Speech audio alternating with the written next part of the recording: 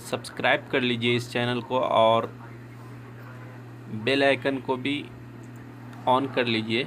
इससे आपके पास नोटिफिकेशन पहुंच जाएगा रोज़ाना। नमाज जनाजा का तरीक़ा, जी हाँ, ये बहुत अहम मसला है। और उसकी अहमियत इसलिए है कि हम में से तकरीबन हर एक को नमाज जनाजा पढ़ने का इत्तेफाक होता है, और बहुत सी मरतबा ऐसा होता है, बल्कि हम महसूस करते हैं कि अक्सर हमारे इर्द गिर्द जो लोग खड़े हुए हैं वो नमाज जनाजा पढ़ना नहीं जानते हैं। तो उसका जो ये याद रखिए कि नमाज जनाजा में 4 तकबीरात हैं, और तमाम अइम्मा के नज़दीक 4 तकबीरात हैं। आप 4 मरतबा अल्लाह अकबर कहेंगे और चौथी तकबीर के बाद आप सलाम कह देंगे। तो एक तो बुनियादी बात यह है। दूसरी बुनियादी बात यह है कि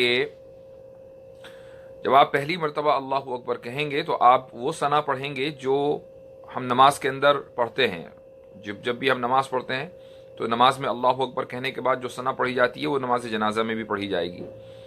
उसके बाद जब आप दोबारा अल्लाह अकबर कहेंगे, और ये भी याद रखिए कि जब आप अल्लाह अकबर कहें तो हाथ ना उठाएं, हाथ आपके बंधे हुए रहें।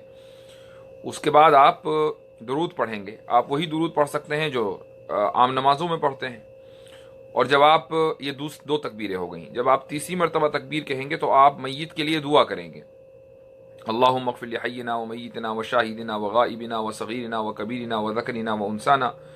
ये पूरी दुआ है। जिन लोगों को याद है तो उनको मसला नहीं, और अगर आपको याद नहीं तो आपको याद कर लेनी चाहिए। ये दुआ आप नेट पर भी सर्च करेंगे तो मिल जाएगी। मैं कहूँगा तो आपको फ़ौरन याद नहीं होगी, तो आप नेट पर इसको सर्च कर लीजिए, जनाजे की दुआ आपको मिल जाएगी।